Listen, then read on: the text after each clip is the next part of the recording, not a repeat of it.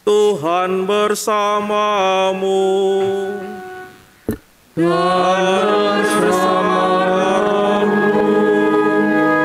Inilah Injil Yesus Kristus menurut Santo Lukas.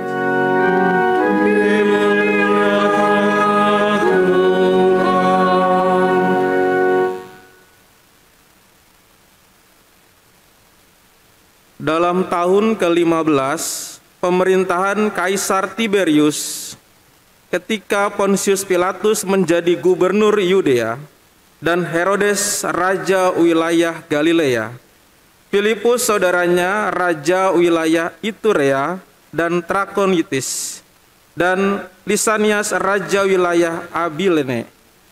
Pada waktu Hanas dan Kayafas menjadi imam besar, datanglah firman Allah kepada Yohanes anak Zakaria di padang gurun. Lalu datanglah Yohanes ke seluruh daerah Yordan dan memberitakan baptisan tobat untuk pengampunan dosa. Seperti ada tertulis dalam kitab nubuat-nubuat Yesaya. Ada suara yang berseru-seru di padang gurun, persiapkanlah jalan untuk Tuhan, luruskanlah jalan baginya. Setiap lembah akan ditimbun, setiap gunung dan bukit akan menjadi rata, yang berliku-liku akan diluruskan, yang berlekuk-lekuk akan diratakan, dan semua orang akan melihat keselamatan yang dari Tuhan.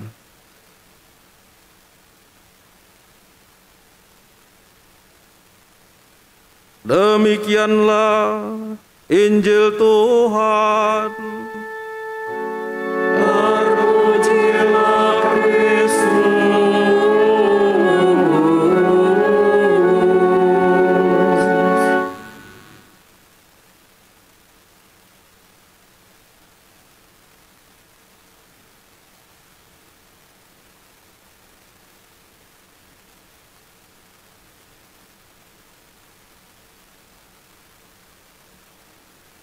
Bapak, Ibu, Saudara-saudari sekalian, selamat pagi. Dari misa dimulai 3 kali di hari Minggu dan pagi ini jam 7, ini kan baru ya. Nah, saya ini baru pertama kali mimpin misa jam 7 pagi. Pasti saudara-saudara di sini sudah sering ya ikut misa pagi jam 7. Saya lihat banyak sekali yang ikut. Besok minggu depan mungkin akan bertambah banyak. Dan tentu kalau pagi-pagi makin banyak orang, biasanya itu agak sulit untuk tertidur dalam khotbah. Pada pagi hari ini mudah-mudahan walaupun jumlahnya cukup banyak ya, dan itu juga membuat saudara-saudari juga mungkin tidak mengantuk ya. Kalau mengantuk ketahuan kanan kirinya kan gak enak. Kalau sepi ketahuan kanan kiri, gak ketahuan kanan kiri, enak tidur. Supaya mulai dengan tidak ngantuk, saya mau mengajukan pertanyaan. Kalau pertanyaannya ditujukan kepada banyak orang, umat, pasti nggak ada yang jawab, karena bisa bersembunyi, biar aja yang lain. Nah, tapi kalau pertanyaan ditujukan pada beberapa orang, nggak enak, pasti harus jawab. Kira-kira siapa yang harus saya beri pertanyaan ya? Bapak-bapak prodiakon saja ya. Mau nggak mau pasti akan jawab, karena pas di depan, ketahuan. Pak, saya mau tanya Pak, kalau Bapak andaikan, ini andai kata Pak, andai kata, bukan beneran baru menghayal. Andaikan saja Pak, kalau Bapak ini datang ke gereja, lalu kemudian Bapak mau bertugas. Ada 3 pilihan Pak yang Bapak akan lakukan untuk berkendara dari rumah Bapak ke gereja. Lalu kemudian 3 kendaraan itu yang sudah siap, yang biasanya Bapak pakai itu adalah naik kendaraan umum. Yang pertama Grab, lalu yang kedua Gojek, yang ketiga itu ada 1 sepeda motor. Lalu kemudian 3 pilihan ini, Grab nggak dapat Pak. Padahal nih misa sudah mulai setengah jam lagi nih, mau misa mulai. Gojek juga nggak dapat Pak. Loading mulu, nggak dapat orang yang mau mengantarkan Bapak. Pas Bapak mau pakai motor Bapak, ternyata bensinnya habis Pak. Lalu Bapak keluar rumah, di depan ternyata ada yang namanya ojek sepeda Pak. Bapak Ibu sudah tahu ojek sepeda, udah pernah ya dulu ya, sekarang udah nggak ada lagi. Tapi kebetulan pada waktu itu naik ojek sepeda. Bapak mikir-mikir, kalau saya naik ojek sepeda, waduh, ini orangnya udah tua, tetapi kok bisa mau ojek sepeda juga. Saya kalau misalnya nunggu pasti akan telat. Kalau misalnya naik ojek sepeda, ya bisa, tetapi sampai ke gereja, tetapi tentu orang tua yang membonceng ini lalu kemudian pasti akan berat sekali. Pilihan Bapak itu sedikit sekali, hanya itu. Kira-kira Bapak mau pilih yang mana Pak? Tetap nunggu Grab, tetap naik motor yang nggak ada bensinnya, cari bensin sampai terlambat, nunggu orang yang bisa menjemput naik Gojek online, atau tetap naik sepeda, ojek sepeda Pak? Pilihannya mana Pak? Waduh, susah juga nih yang jawab yang mana nih. Coba Bapak yang di tengah. Bapak-bapak semua nih angkat tangan kalau setuju, sepakat. Bapak-bapak pilih menunggu dan terlambat naik ojek atau Grab. Angkat tangannya Pak. Oh, pilih terlambat Pak. Pilih terlambat. Oh, nggak jadi tuh. Bapak-bapak tetap akan tidak telat datang ke gereja karena sudah mau bertugas dan akan naik ojek sepeda. Angkat tangan Pak. Wah, nah Bapak itu kok lagi? Udah sepakat jadinya ya. Oh iya. Nah, kenapa Bapak pilih naik ojek sepeda? Karena ada apa? Wah, ini orang udah tua loh Pak. Bapak bisa-bisa yang jadi itunya yang goes gitu. Kenapa? Karena yang tersedia adalah itu, yang prepare adalah itu, yang siap adalah itu. Betul tidak Pak? Jangan iya-iya aja Pak. Iya ya, begitu. Saudara-saudari terkasih, bapak-bapak ini mungkin menjawab di bawah tekanan saya ya. Kalau saudara-saudari semua yang ada di sini kira-kira mau ke gereja, udah mau telat nih, ya. Ada pilihan yang seperti tadi, pilih yang mana? Tetap nunggu, tetap terlambat, atau mau tepat waktu, mau datang ke sini dengan menggunakan sepeda, ojek sepeda? Angkat tangannya. Masih ragu-ragu. Masih banyak orang adalah, ya. Siapa yang pilih terlambat? Nggak ada juga ya. Ya, saudara-saudari terkasih, ini pilihan yang sebenarnya mudah ya, gampang. Kalau pilihannya itu adalah hanya kita saja yang milih gitu ya. Tapi kalau ditonton banyak orang, waduh ntar kalau terlambat malu nih ya, kalau nggak jawab yang benar nih. Nah, ini saudara-saudari luar biasa, hari ini nggak ada yang terlambat datang ke gereja. Semuanya pas, on time.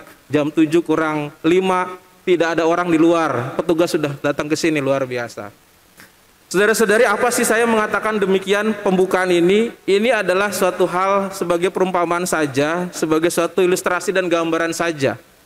Kalau saudara-saudari bisa memahami ini gampang sekali masuk dalam teks Injil Lukas pada hari ini, yang mau menyerukan bagaimana digambarkan suatu bentuk histori dari sebuah peristiwa, lalu nanti masuk pada sebuah makna. Kalau saudara-saudari pahami di sini dalam teks Lukas ya, dalam kisah tentang Yohanes, dia dikatakan bahwa firman Tuhan datang pada tahun ke-15 Kaisar Tiberius, ketika Pontius Pilatus menjadi gubernur Yudea, Herodes menjadi Herodes menjadi raja di wilayah Galilea, Filipus saudaranya raja, dan seterusnya disampaikan demikian. Ada Hanas dan Kayafas juga. Ini bukan sekedar keterangan waktu. Ini bukan sekedar keterangan waktu, saudara-saudari. Ini sama seperti pilihan yang ada di Bapak Ibu tadi. Kenapa? Kalau Tuhan itu sudah pengen datang tepat waktu ke dunia ini, siapa kendaraan yang harus dipakai untuk prepare? Raja-raja yang ada itu punya pengaruh besar. Ya. Firman Tuhan itu yang mau dipersiapkan ini kalau misalnya datang ke hadapan kaisar di sini, Kaisar Tiberius, penguasa Romawi, itu cepat sekali. Waktu Edik Milan, waktu peristiwa di mana ada pertobatan, ada gereja diterima oleh kekaisaran Romawi, itu pengaruhnya luas sekali. Semua daerah-daerah wilayah jajahan gereja itu menjadi pengikut agama Kristen itu banyak sekali. Semakin banyak atau semakin orangnya punya pengaruh luar biasa, maka apa yang disampaikan itu pasti akan mempengaruhi banyak orang juga.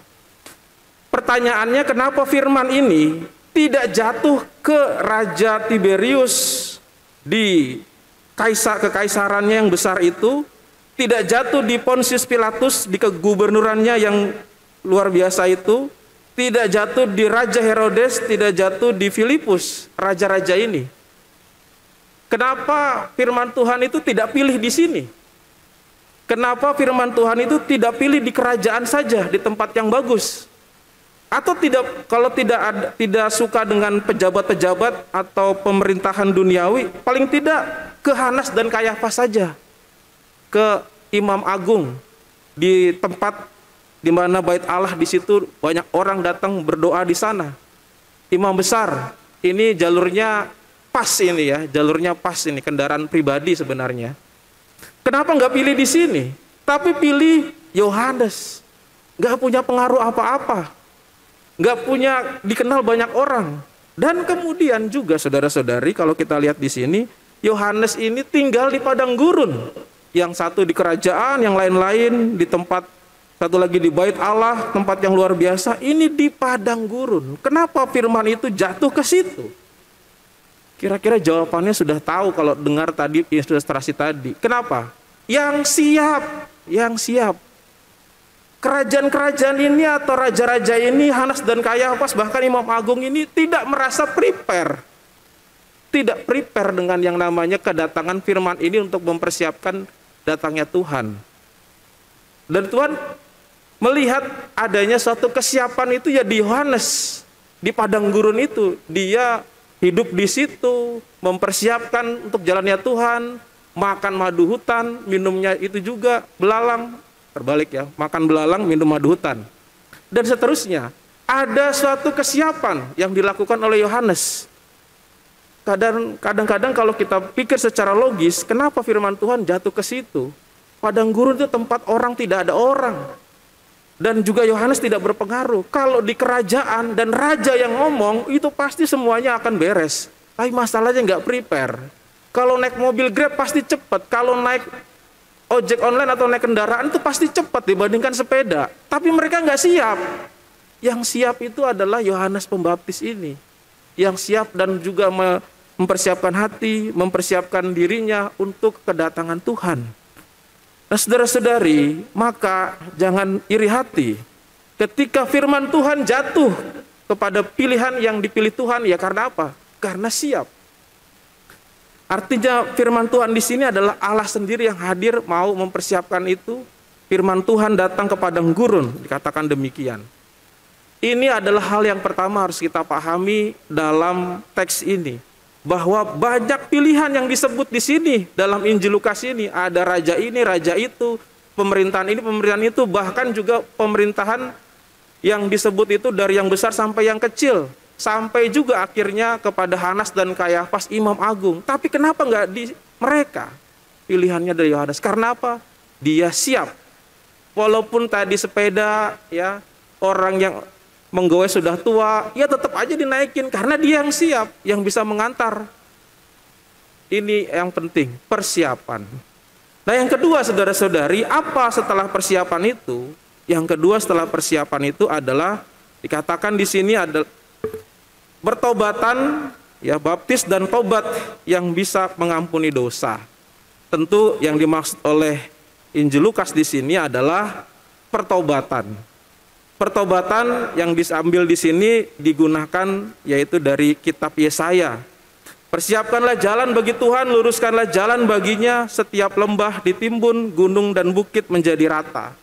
Saudara-saudari yang terkasih, ini adalah penjelasan mengenai persiapan itu. Kalau kita mau siapkan supaya firman datang, supaya Allah sendiri datang di dalam diri kita, apa yang harus kita lakukan? Yaitu tadi, meluruskan jalan untuk Tuhan. Nah, ini kata pertobatan ini perlu kita pahami dari bahasa Yunani metanoia.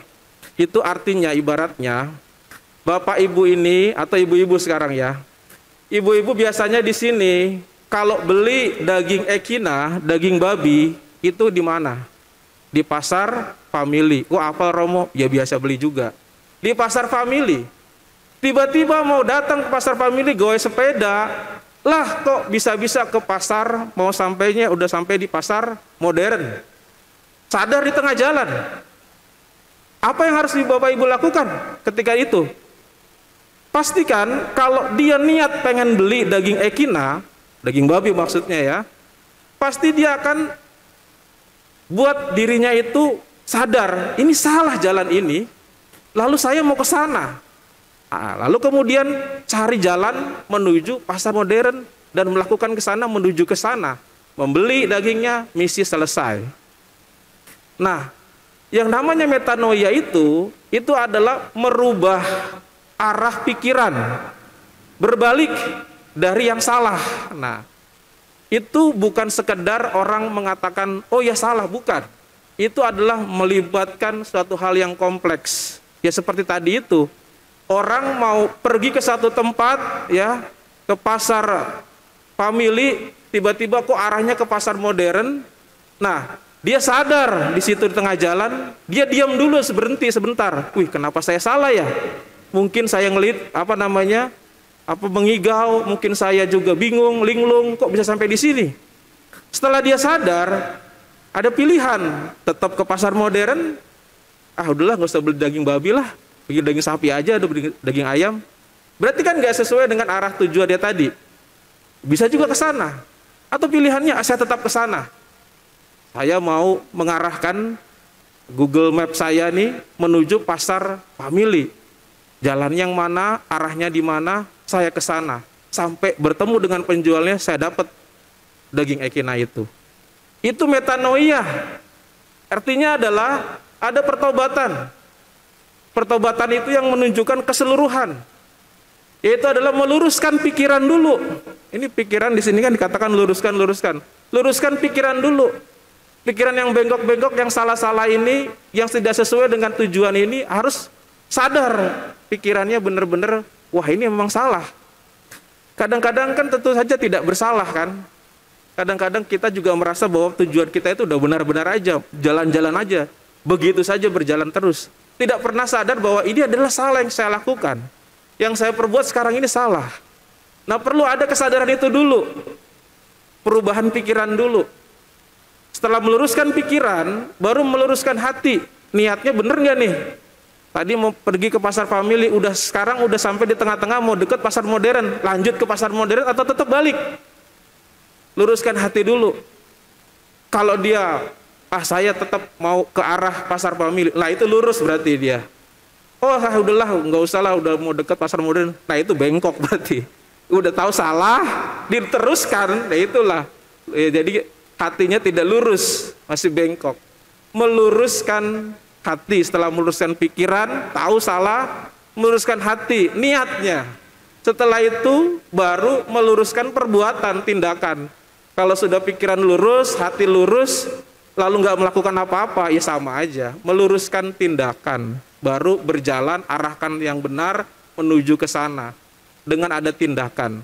Maka nanti kalau diteruskan, Yohanes menjelaskan, ya buah pertobatan itu, misalnya dikatakan saya sebagai seorang prajurit harus ngapain? Jangan memeras gitu kan. Ada suatu tindakan-tindakan kalau itu salah dari pikiran, dari hati, niat, dan dilakukan perbuatan yang benar. Misalnya seperti digambarkan oleh Yohanes kalau kita baca ayat ini seterusnya. Nah, saudara-saudari terkasih, maka dua hal yang perlu kita lakukan dari sekarang ini adalah yang pertama, prepare, siap supaya firman Tuhan itu datang pada kita. Dan yang kedua, persiapan itu adalah apa? Luruskan pikiran, luruskan hati, dan juga luruskan tindakan. Kalau itu sudah dilakukan, maka kita melakukan metanoia.